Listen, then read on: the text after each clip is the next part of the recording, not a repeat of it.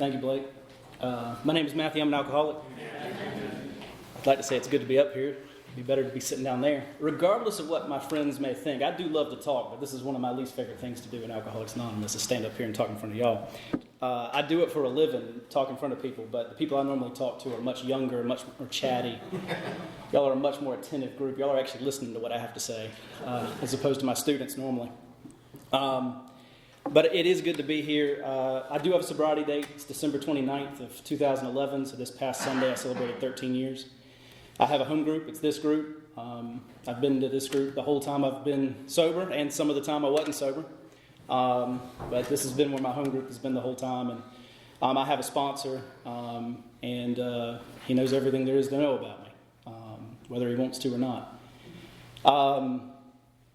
One of the things about coming up here and speaking is I think about all these things. There's like 3 talks you do. There's the talk you do in the shower this morning. There's the talk you do when you get up here. And there's the talk I'll do tomorrow morning when I'm getting ready for work. All 3 stories will be totally different.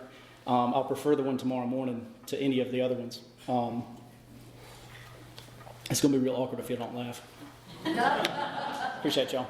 I'll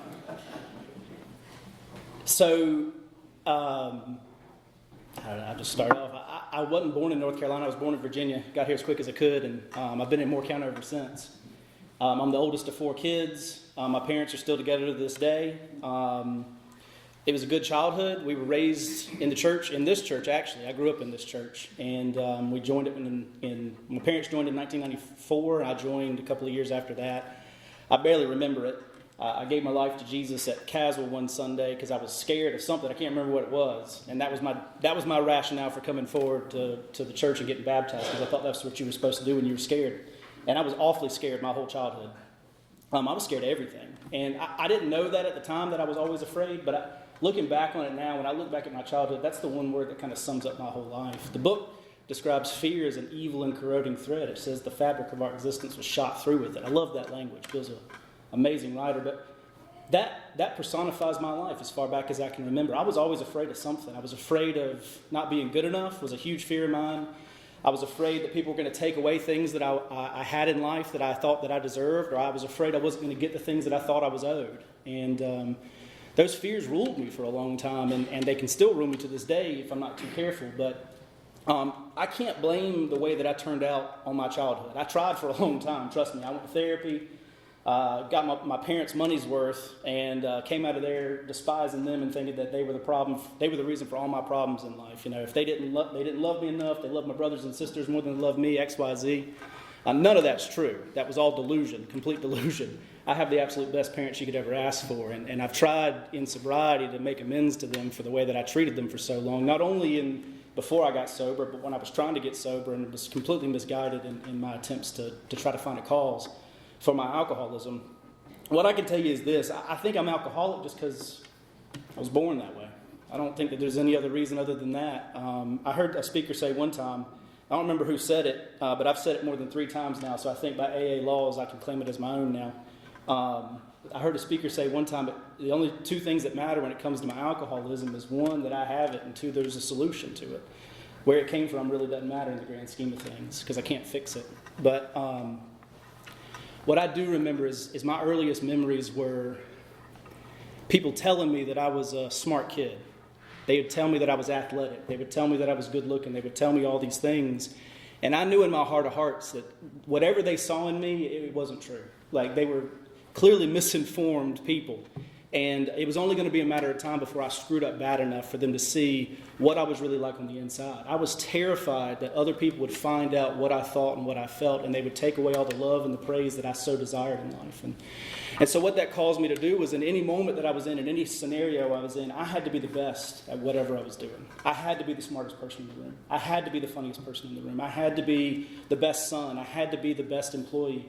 Not because I particularly wanted to be those things, but I was so afraid that if I wasn't the best, I'd be the worst. And I would lose out on something that I wanted so desperately. And so that's what motivated me for a long time. I'd like to say it made me a good student. It really didn't. I cheated a lot, lied a lot, got away with a lot of things I shouldn't have gotten away with.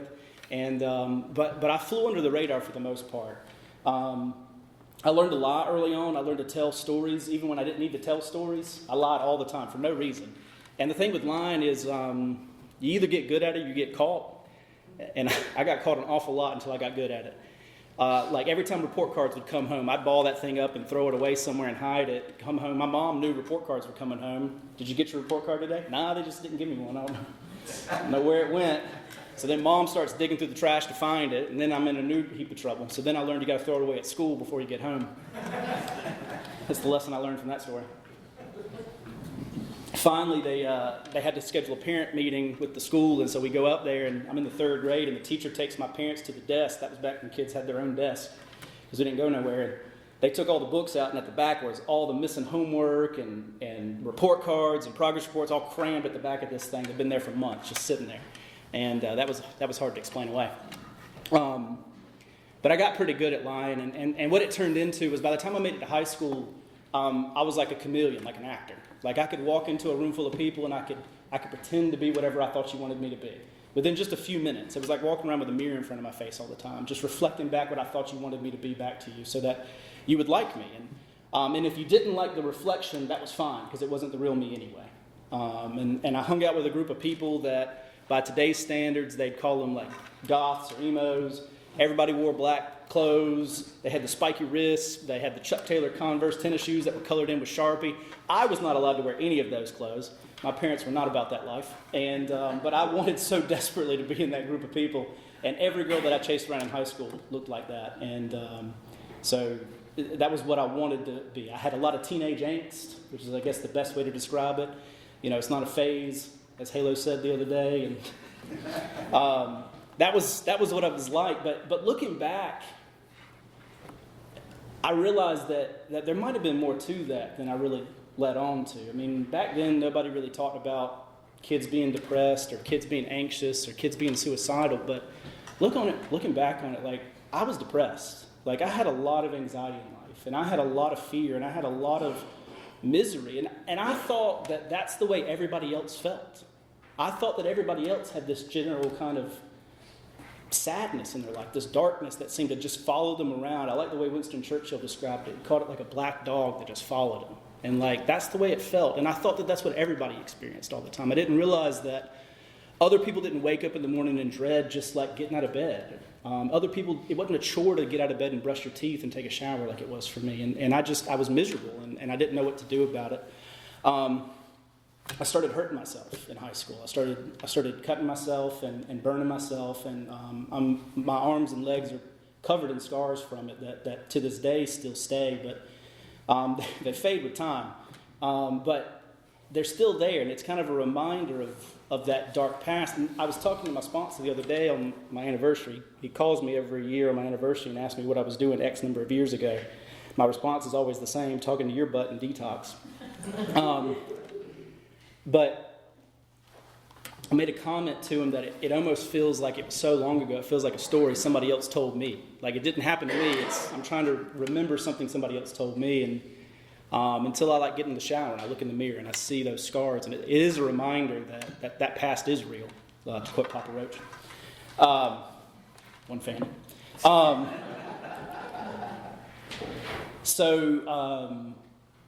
I ended up going, and also in high school I got introduced to pills. I don't really know what I took. People ask me sometimes what I took. I don't know. Whatever I could steal. My favorite was when I'd go over to a friend's house for like a sleepover or something, and everybody else is asleep at 2 a.m, and I'm like rummaging through the medicine cabinet trying to find anything in an orange bottle with a martini glass with a slash through it. That's my personal favorite, whatever that is. And may cause drowsiness. That's another good medication, whatever that is. Do not operate heavy machinery, which I assume they mean cars, but every time I would read that, I would think, well, I'm not going to operate a forklift. That's fine. So those were my favorite medications, whatever I could steal. A lot of Benadryl. Like, that's a weird thing to take, but if you take enough of that stuff, you will see the Hat Man, is what they say. It's terrible stuff. But I got through high school without too much incident, and other than all those things, I guess that's some incidents. But I ended up going off to a pretty good school, and when I got off to that school, depending on your opinion, it was a good school for me to get into. It didn't ask a lot of questions back then, I don't think. But I got up there, and like all those feelings I felt of being less than, of being inadequate, of not being good enough that I always felt my whole life, when I got up there, they were 1,000 times worse. Because I went from a small school where I was top 10. Everybody knew me. I played multiple sports. Like, I got an award at graduation for citizenship or something like that. Again, they didn't ask a lot of questions back then. But, like, people knew me. And I was, big deal if you want to say it that way. But when I got off to this college, everybody was that. Like, not everybody wasn't top 10. Everybody was valedictorian and salutatorian. Like, everybody was top of their class. Everybody played multiple sports. And all of a sudden, I went from being somebody that I thought was fairly special to somebody that was a nobody. I washed out in the crowd. And none of my friends came with me, and except for one friend that we ended up connected, and the two of us got pretty close while we were up there. And that person in particular probably did a lot to keep me alive for a long time while I was up there. And I try to connect with them every so often. They live up in Pennsylvania with their family now, but I try to reconnect with them every so often and just let them know I'm still alive and that I appreciate them for all that they did, because it was a rough go for both of us, and 90% of it was my fault. But I get off to school and I feel just lost, like I'm not special anymore. And so my pill usage goes through the roof. I'm not going to class very much. I signed up for a bunch of advanced courses because I'm walking out of high school thinking I'm a big shot. I've got all this AP credit, and I'm like, I'm going to walk in as a junior. I'm going to walk in and get my teeth kicked in is what's going to happen. And I'm taking all these hard classes, and I'm struggling. Like, it took me the next 4 years at this school to try to dig my GPA out of the hole. Like, just to try to, I don't know if you know this, but there's a minimum GPA to be a teacher, and I didn't have it for a while. I found that out. It was a struggle up until my senior year, second semester. There was some calculations going on at Chapman at Carolina trying to figure out if I was going to make it or not. 100th of a point off. Just barely, on the good side, on the positive side. So, but I did not have a good time. And what it looked like was I'd wake up sometime in the afternoon, because I couldn't wake up in the morning at all. I'm too sick to wake up in the morning. And I would be filled with such guilt and terror for what I knew was waiting for me. The things that were due, the missed phone calls on my Nokia brick phone that I had, and the text messages that I didn't want to answer, the emails from my professors that I didn't want to answer, the classes that I had missed that day, the group projects that I hadn't done, the paper that was due tomorrow. Like, I couldn't deal with the guilt and the fear and the shame. It was unreal as I went through that. And so I'd wake up sometimes in the afternoon and I'd make this resolution that I'm not going to do any drugs today. I'm not going to take any pills today. And I'm going to survive this thing, and I'm going to get some work done. Is what I'm going to do. I'm going to get some work done. And I meant it with every fiber of my being. I was going to get some work done today. Fast forward a few hours, and I'm a little too anxious to get some work done. I need something a little calm my nerves down just a little bit. And so I start taking those pills, and within 20, 30 minutes of that, I'm not getting a whole lot of work done anymore. And I'm off to the races again. And it was like that every single day. Like, every day I'd wake up sometime in the afternoon, and I would say, I'm going to be different today. And it wouldn't be any different. Some days were real dark. I'd wake up and my whole back would be hurting. I'd be so sore. I'd be miserable. I'd be feeling like I was going to throw up because I hadn't eaten in several days. I weighed about 125 pounds. I weigh 200 now. So there was a huge difference in weight. And I would wake up someday. I don't know where I got this from. I'm afraid to ask a nurse or a doctor if this is true or not, but I keep saying it, so I'm going to keep saying it until somebody corrects me. I thought that if you took enough pills, like you'd kill your kidneys or something like that, and you turn yellow. I think it's liver. I'm not 100% sure. But one of the two. And we'll roll with it. It could have been my brain for all we know. And I had this terrible fear. I had this awful fear that one day I would wake up and I would go to the bathroom and I'd look in the mirror and I'd be yellow. And it's just like, that's it. I've killed my kidneys or liver or whatever it is, and I'm going to die. And they're not going to give a liver transplant to a drug addict. And I would wake up on those days, and I would take this walk. It was a short walk. The bathroom was right across the hallway from my dorm. And I'd take that long walk across the hallway, and it would just be, it would be utter panic in me that this is it. This is the end. And I would start to say foxhole prayers, and I would start to barter with God. God, if you please just make this not be the case today. If you please make me be okay. I promise I will do different. I'll go to class. I'll pray. I'll even go to church if you want me to. Like, whatever it is, but just please make this not be the case. And I'd get to the bathroom, and I'd look in the mirror, and I wouldn't be yellow. And I'd get a shower, and I'd eat a Pop-Tart out of the vending machine. And I'd start to feel a little bit better. And give it a day or two, and I start to forget those promises that I made. And And the next day I wake up and I'm doing it all over again. It's like that movie Groundhog Day with Bill Murray. Just like every day is the same hell, and I cannot wake up from it. No matter what I do, nothing's any different. All that changed when I turned 21.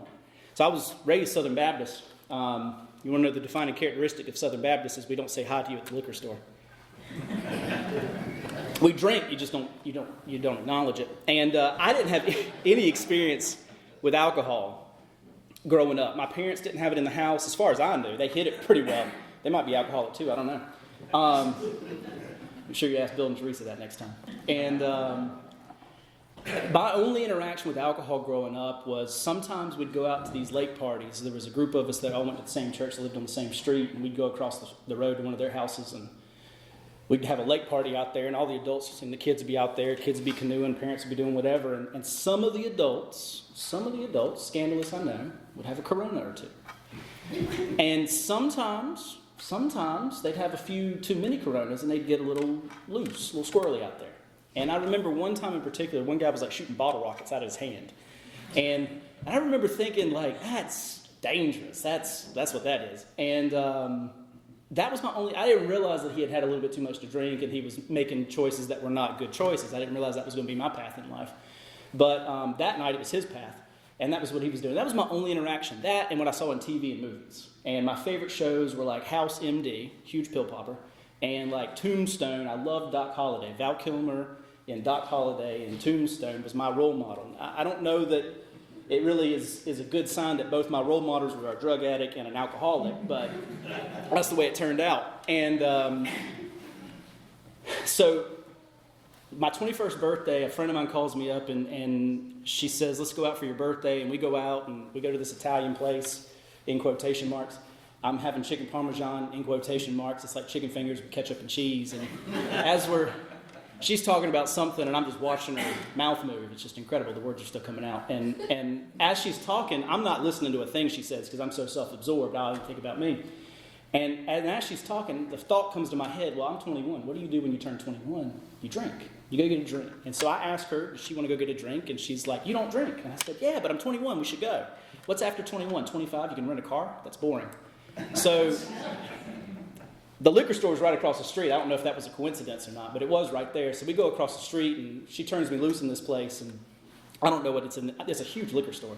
I didn't know anything that was inside of it, and the only thing I recognized in the whole store was Smirnoff vodka, red label. The only reason I knew what that was is because I was on a big James Bond kick at the time, and the Pierce Brosnan and James Bond movies were sponsored by Smirnoff vodka. So I thought if it's good enough for James Bond, it's good enough for me.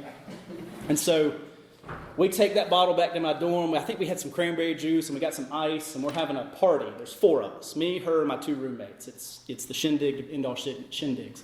And she makes me a cup, she makes them a cup. They're all doing their thing, standing in the middle of the room, and I'm the wallflower at my own party. I'm standing against the wall at my own birthday party, watching everybody else have a good time because I'm so uncomfortable I can't join. And she was a tiny little thing, so it didn't take a lot to get her drunk. But she started sipping on that alcohol, and her face turned red, and she was giggling at everything everybody said. And I'm watching, and I'm thinking, why is she acting so weird? That's so strange that she's acting like that. And I didn't feel anything. I didn't know what I thought I would feel, but nothing was not what I thought I'd feel. It was a disappointment. So I went back over to the bottle of vodka, and I just poured straight vodka down my throat. I felt something then. Learned to breathe through my nose real quick. And the only way I can describe it is this, is the second that stuff hit the back of my throat and went straight down to my gut, I felt like somebody lit a match in my stomach. And I could feel this warmth in my belly. And the more I sipped on that drink, the easier it got to drink, first of all, and the better it tasted. But the warmer I got. And it went all the way down to the tips of my toes and all the way up to the top of my head, and every hair in my body was standing on end. Within 15 minutes of taking that first big gulp of vodka, I didn't care about anything else on this earth anymore except for how good I felt. I absolutely loved the way alcohol made me feel. When the book tells me that alcoholics primarily drink because we like the effects produced by alcohol, I was like, well, no, duh. I'm not drinking aristocrat vodka for the taste. But I didn't realize that that's not what other people really did. Like, that other people didn't drink solely for the effect like I did. And every time I drank for effect. I never drank to fit in. I never drank because it looked cool. I may have picked what I drank because I thought it looked cool. But I was going to drink something, by God. And I didn't drink because of peer pressure. I only drank because I wanted the effect produced by alcohol. That feeling that I felt that first night of being able to join my own party and step away from the wall and join life, I chased that every single time I drank. From the first time I drank to the last time I drank for no other reason but that. And I got that feeling for a long time when I drank, for a relative description of a long time. And I had a great time the rest of the night. The police weren't called. That girl got in her car and went home. She didn't stay there. Nothing terrible happened. That wouldn't always be my policy when I drank, but it was that night. And I remember laying in bed. Before she left, they got me a bottle of water and a piece of toast, and they put me in bed like a little kid. You know, I was right there on the edge of falling off something, probably the bed. And I laid there in bed with that toast and that water bottle, and I stared up at the ceiling, and it felt like being a little kid on Christmas Eve. Just, I cannot wait to wake up tomorrow and do it all over again. And I did from then on out. I went back to the liquor store, got 2 more bottles, and drank them both by myself. I haven't told this part in a while. The liquor store was not conveniently located on campus. I'm not sure why. That was a poor design choice on the city's part, I feel like. I took a couple of buses to get there because I didn't have a car, because I'd lost my license due to some non-drug related seizures that I'd had. I did. Some people think I never lost my license because I never had a DUI. That is true. I never had a DUI, but I did lose my license because of drugs, and I had to get shuttled around for a while. But it was before I came into AA. I got my license back before I got here. I always do things backwards. But I would have to get up in the morning. And I'd empty my book bag out, and I'd go wait at this bus stop so I could take a bus to North Campus, and then I'd take a bus from North Campus that went to the shopping center so I could get to the liquor store. It took 2 buses to get there. It's like an hour and a half round trip to get back. I get back to campus, my book bag is full of those little square bootleg bottles of cheap vodka and whiskey, and I got to go to class in 10 minutes. I have nothing. I'm walking into class with nothing. I got no pencil, no computer, no notebook, no nothing, but I got a book bag full of vodka as I'm sitting in this class, just coming apart at the seams until I can get back to my dorm and start drinking again. It didn't take me long to realize I didn't actually have to go to that class. I could just go straight back to the dorm. I didn't actually have to go. That was a nice realization.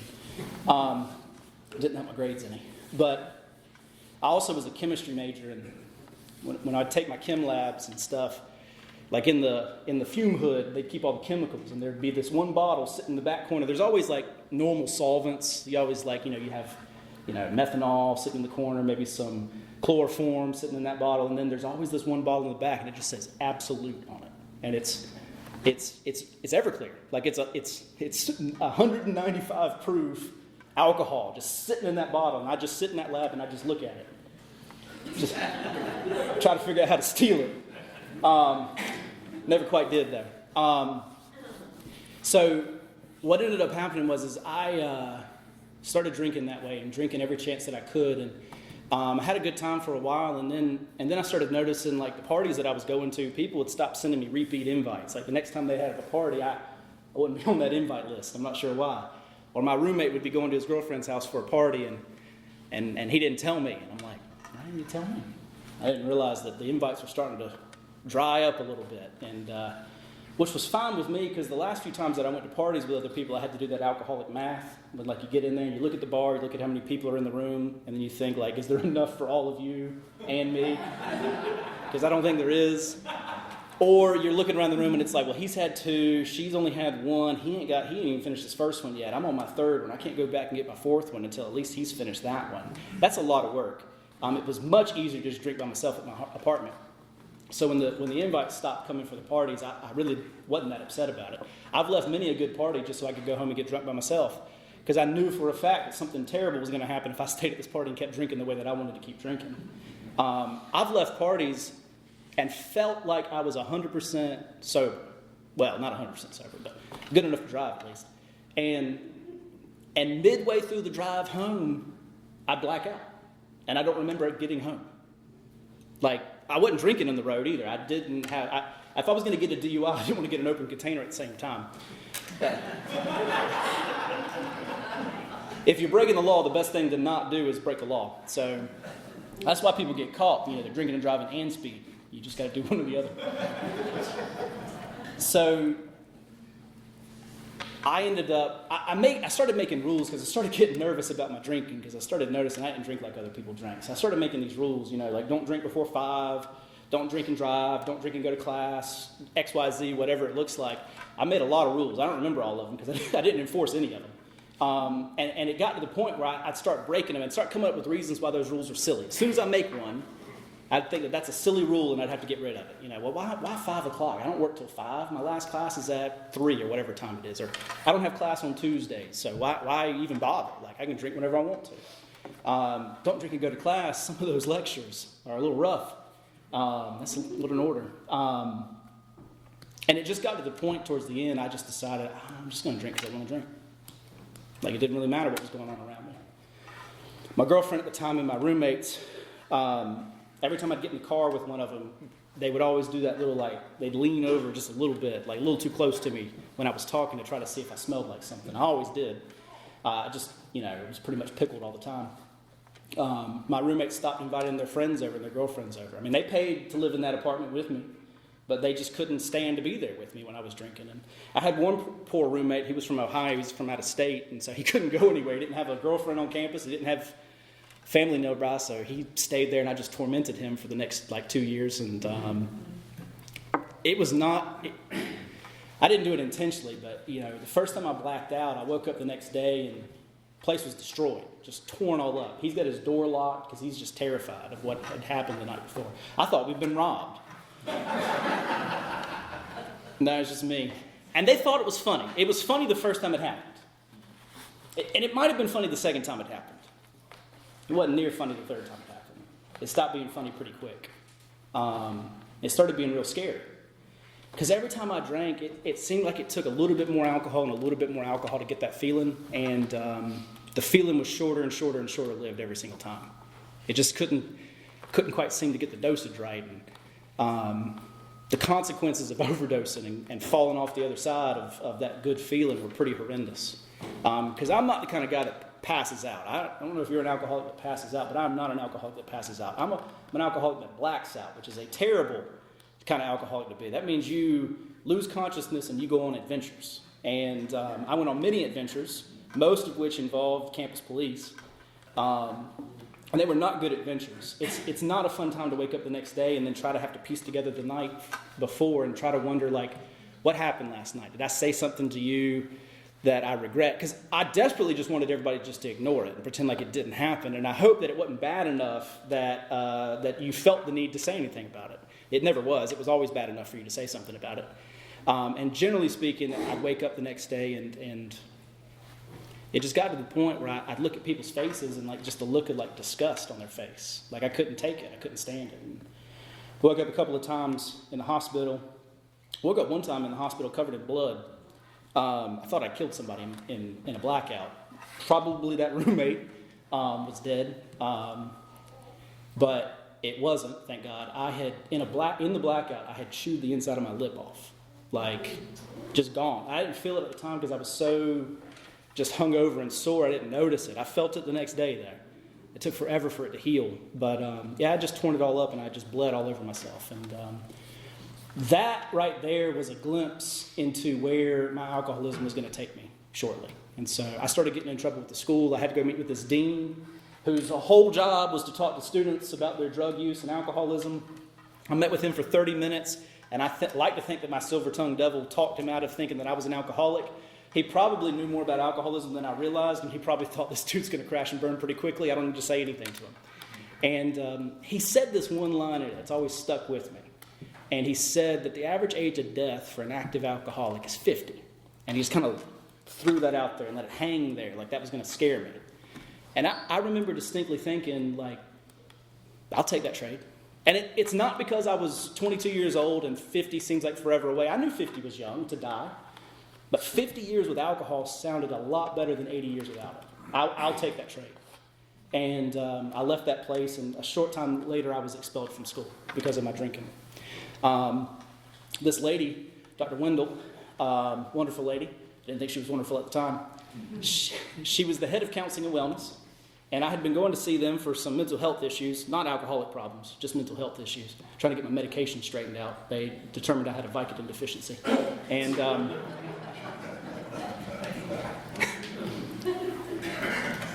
I'd been going to see her, and after my last time of getting in trouble, she pulls me into her office, and my mom was with me, and she just says, "You're going home. You cannot stay here.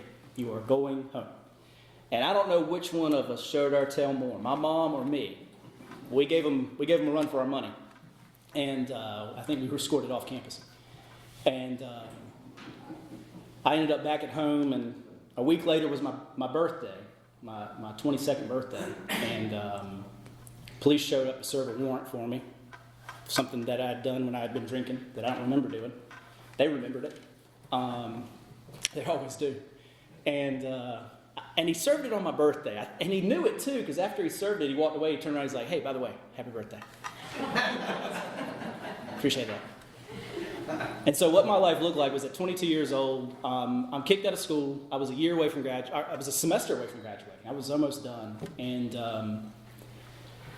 I got a warrant for my arrest. I've got nothing going for me. The girlfriend that I've been seeing for like 4 years now, she's gone. She's finally wised up. She was at a different school for the first 3 years, and then she wound up at the same school as me for a year, and it took her about 2 weeks to realize what the problem was with my communication skills over the last 3 years. And she decided to skedaddle on out of there. Truth be told, and I say this in jest just to try to be funny, but it is the truth, and I try to watch how I build relationships today. I don't think I ever had a relationship with another human being prior to coming to Alcoholics Anonymous, if I'm honest. Especially not with the opposite sex. What I had was hostage situations. Like, I'm in a situation with this person that I get them caught in my orbit just long enough. And I can be good just long enough. I can be shiny and new and say all the right things to you and your parents just long enough for you to get invested. And by that time that happens, I can't keep it together anymore. And I start coming apart at the seams. And our friend Gordon Ray would say I start to get tacky. I'd get real tacky real quick. And what I would do is as soon as they would realize that I'm not the person that I portrayed to be, and they would try to leave, I would threaten to kill myself. And like, if you leave, I'm just going to die. Like, you can't go. And I did that a lot of times. And it's not a healthy way to live, obviously, but it's the way that I live my life. And so pretty much anybody that got in my orbit at that point was probably going to regret that they met me for a while. And so did a lot of damage that thankfully the amends were able to fix. But what my life looked like for the next 3 months was I lived at home. I shared a bedroom with a 10-year-old, my brother, not like just a random 10-year-old. And we had bunk beds, and I had bottom bunk. I didn't even have top bunk. I was talking to somebody the other day. They went on a ski trip, and they said that they were staying in a room with their friend in a bunk bed. And I said, "You got top or bottom bunk?" I don't know what you ask when somebody tells you they're sleeping on a bunk bed. And they're like, "I got top bunk. I'm not a loser." I'm like, okay. So I had bottom bunk, and life sucks. Like, it really sucks. I'm not drinking because my parents have this crazy rule about you can't drink in the house. And I'm not sure why. My actions indicated that it would probably be a bad idea. So, of course, and for whatever reason, when they told me you can't drink in this house, I understood that they meant it. Like, I didn't follow any rule anybody had ever set down prior to that, but for some reason I understood that if I had a little bit of introspective in my life, and I realized that if I pushed the envelope too hard, not only would I be 22, kicked out of school, working at a grocery store, I might be living out of my car too at the same time. And so for some reason I could do that. And they also had a rule that you're either in this house by 2 a.m. or you don't come home until the next day. Like, we've got other kids here we're trying to raise, and they did. They had 2 10-year-olds, and they had a senior in college. Like, they had 3 kids that they were trying to get through school, and here's their oldest just coming apart at the seams, and they had no idea what to do. Like, who knows what to do in that moment? And they did the absolute best that they could, and so did I. And what that looked like is I'd go out and I'd drink and get high and stuff, and if I just couldn't make it home by 2, I'd just sleep in a parking lot somewhere. Like, I did that. I knew that I couldn't go home. And the times that I did go home, my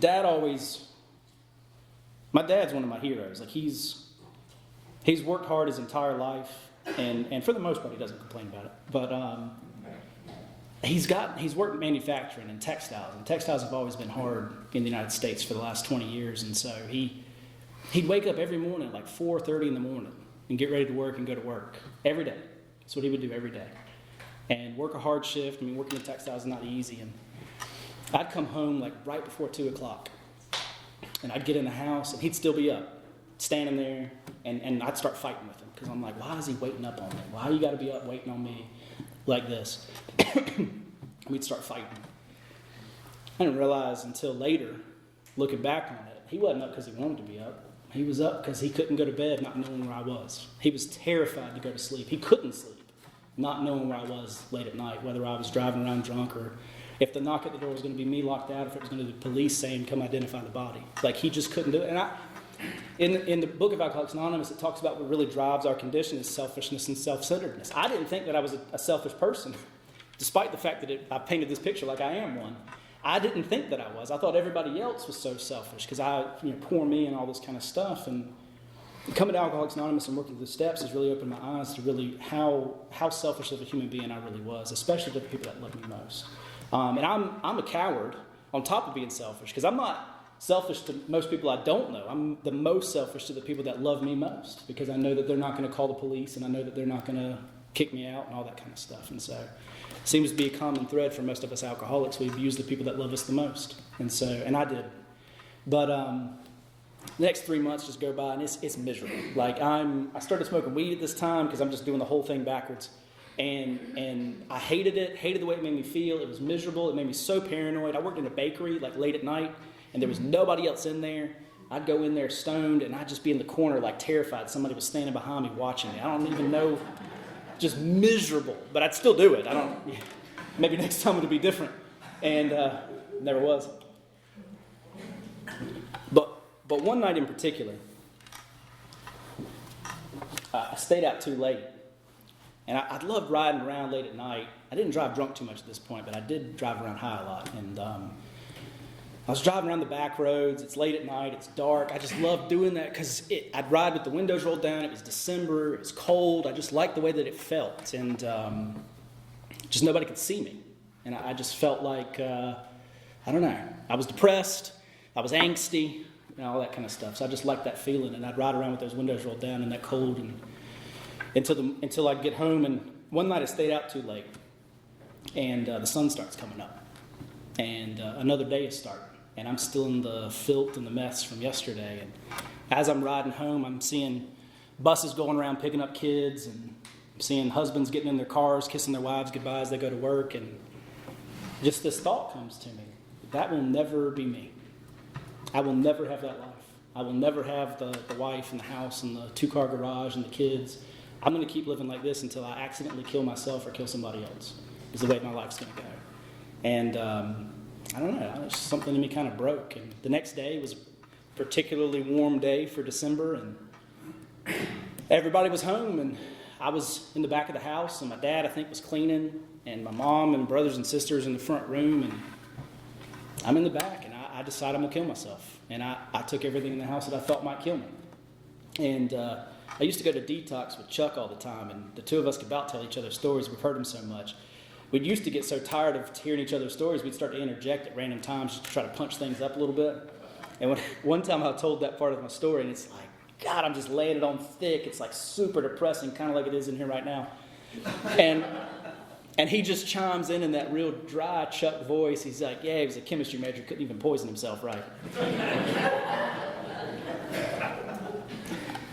Wasn't nearly that funny at the time. Some of my favorite stories now. But I did. I was in the back of this house, and again, selfishness and self-centeredness. I did not think that I was a selfish person, but I'm in my parents' house killing myself, and I don't care who's going to find me. I don't care what it's going to do to them. But I know it's going to. I know now it would have destroyed their world, regardless of who found me. I laid down in bed, and I had made attempts on my life before. I had slit my wrist before. I had overdosed before. I drove cars crazy and wrecked them and all that kind of stuff. I actually wrecked my car and just like parked it right between 2 pine trees. I mean, like I couldn't even open the doors. They were so close. And I just drove home like nothing happened. And my dad drove through that same route about 2 hours later on his way to work, and he saw the tire marks. And this is, I mean, it's codependent to the extreme. He needs some Al-Anon in his life. He turned around right then and went home to see if my tires were flat, and they were. And he woke me up to yell at me about that. He should have. But anyway, so I had made attempts in my life before, and some of those had probably been most of those had probably been attention seeking. Like the whole Tom Sawyer mentality of like, you're going to be sorry when I'm gone. I'm going to be at my own funeral watching everybody be sad. You know, even though that's not how it works, I'm going to be dead. But this time right here, I meant it. Like, I did not want to wake up anymore. I wanted to stop hurting the people around me. I wanted to stop hurting my family. What my life looked like at this point was I'd wake up sometime and it was just this highlight reel of awfulness in the back of my mind of here's all the terrible things you've done to all the people you love. And we're going to play it nonstop in your head to remind you of just how worthless you are and how awful you are as a human being. And the only thing that made those voices stop was alcohol. But every time I drank, I would black out and I'd do something horrible. It would just add another story to that list. And I didn't know how to get out. I didn't know how to stop. And so this was my option. And as I laid there in bed, this thought came to mind. And it was from that point until this is still, I think, the most afraid I've ever been in my entire life. I could feel something happening to me. I could feel myself just kind of slipping away, it felt like. And it felt different. And this thought came to mind that regardless of whatever religion was right, there's no religion out there that says that bad people get good things and they leave this place. And I knew that I was a terrible human being that treated the people that loved me most awful. And I knew there was nothing good waiting for me when I left this place. And that scared me to death. And that was my last conscious memory before I blacked out. And I didn't know this until afterwards. I ended up in the ICU, and I was in there for about 3 days. I had a lot of seizures. And I found this out afterwards. My parents were there the whole step of the way. My brother found me. My older brother, thankfully, found me. The one in high school at the time, but older than the 10-year-old. He found me, and my parents got me to the hospital. And I was in the ICU for a few days. And they said that the doctors came out and told them, we don't know if we can stop the seizures, but if we can, we don't know if there's going to be brain damage. So my parents spent 3 days in the ICU waiting to see if I was going to stay alive, and if I did stay alive, was I going to be a vegetable when I came out of it? And my first conscious memory, I was in detox at Moore Regional. I was standing in the day room, as they like to call it, and it was New Year's Eve, and I was watching TV, and the ball was dropping for New Year's Eve, and it was a new year starting, talking about Groundhog Day. Like, I had been in detox many times before that. That's how I knew it was where I was. Wasn't an unfamiliar place. And it felt like I couldn't get out. Like, this was my last opportunity to get out. If I couldn't live life the way I wanted, I was going to die the way I wanted, and I couldn't even die the way I wanted. Everything I touched, I screwed up. And I don't know, something in me kind of just broke, I guess. And I realized for the first time in my life, I don't have a plan going forward. I have no idea what I'm going to do. And so while I was up there, a guy from Alcoholics Anonymous came, and we went into this room, and we sat around this table, and he started talking about himself. And I'm sure I had been to that meeting before, but I had never listened to a thing anybody in that room said, I'm sure. I'd even been to some AA meetings before, and I didn't listen to a thing y'all people told me. And I thought I was too young to be here. I wasn't an alcoholic, blah, blah, blah, blah, blah, all this kind of stuff. Y'all are a lot sicker than me, and maybe one day.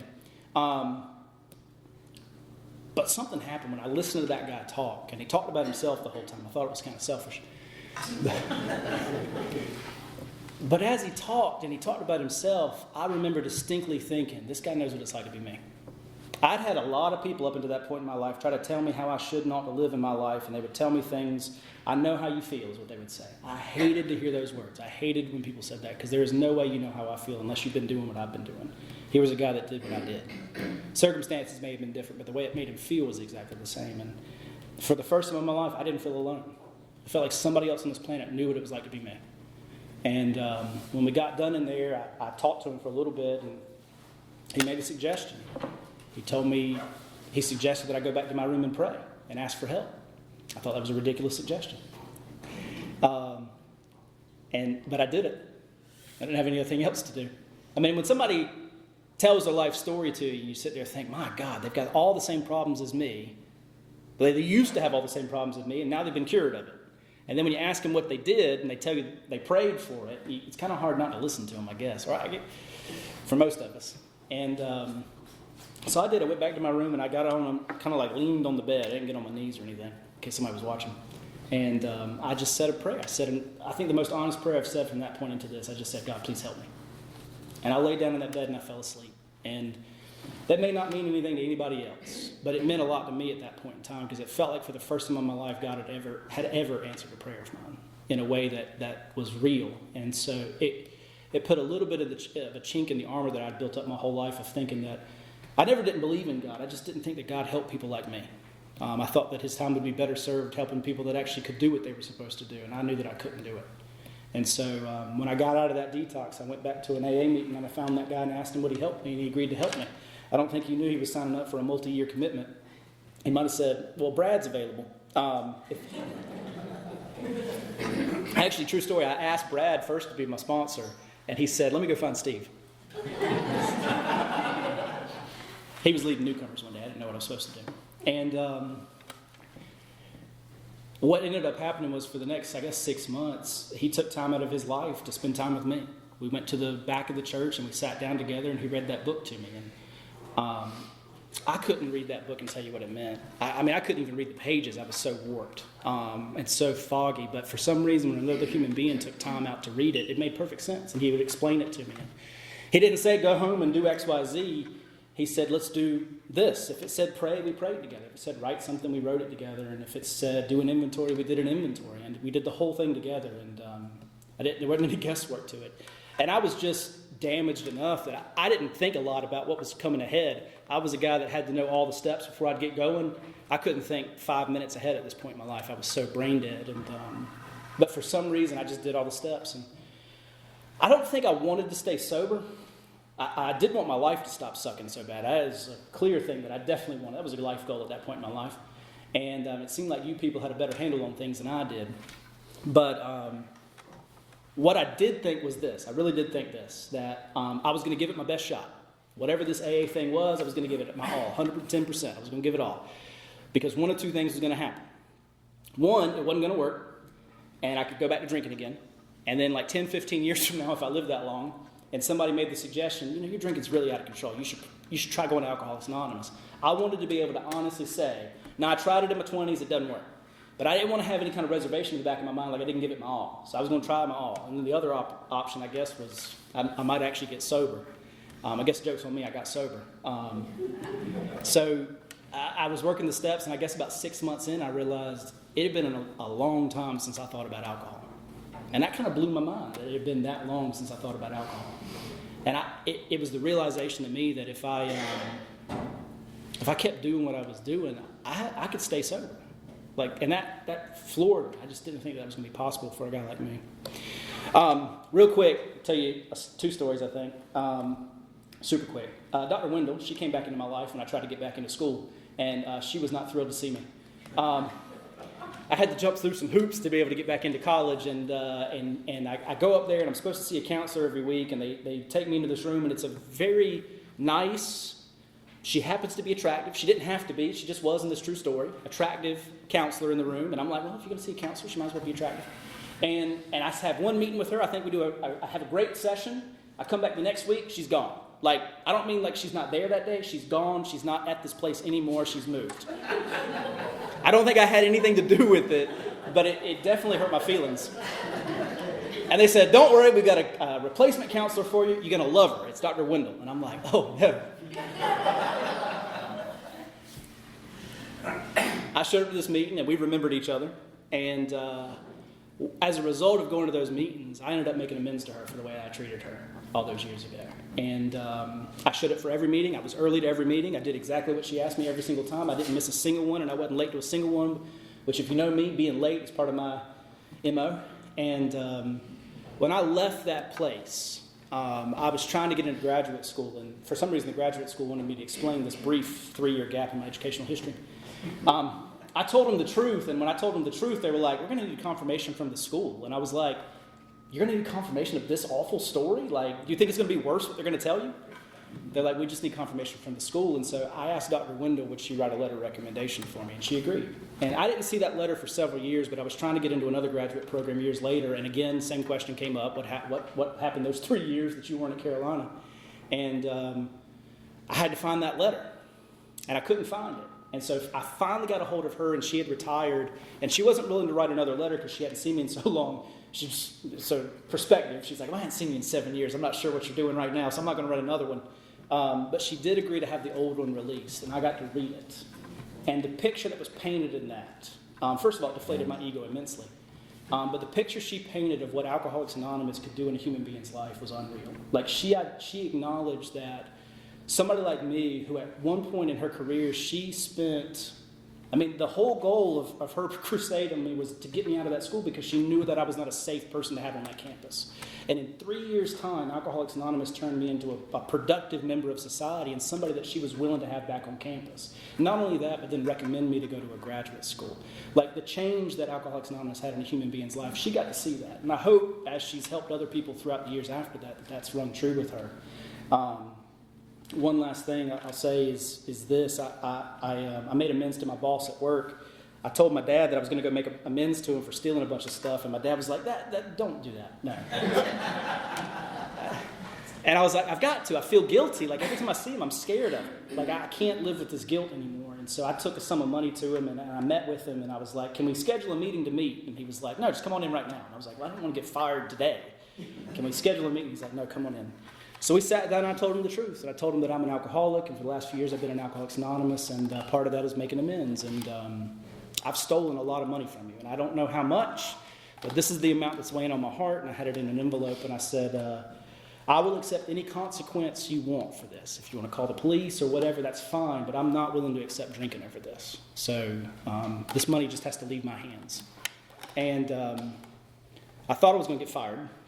I didn't think he'd call the police, but it was on the table.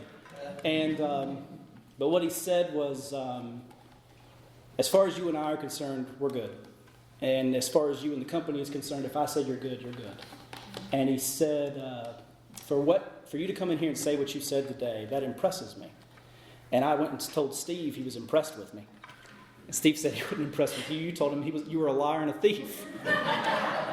And said he was impressed that Alcoholics Anonymous could take a liar and a thief and turn him into a halfway decent human being. I ended up becoming a manager in that store shortly thereafter that, and I worked there until I started working at the school today. And when I left that place, he shook my hand and he said, "If you ever need a job, you just call me." And he ended up being one of my favorite bosses I've ever had. I went from being terrified of him to loving him. But last thing I'll say is this. I'll close out with this. I appreciate this group, and I appreciate the love and the support that all of you have provided me over the years.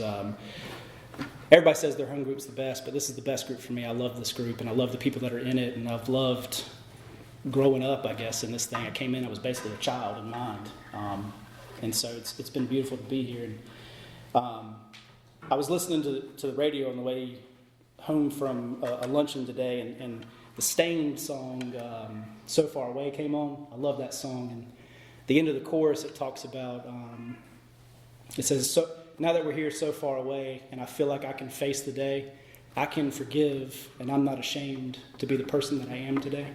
And I just think about that line. For a long time, I was ashamed to be me. And I think when I wake up today, it's been a long time since I've thought that about myself. I'm not ashamed to be the person that I am today. So, thank you.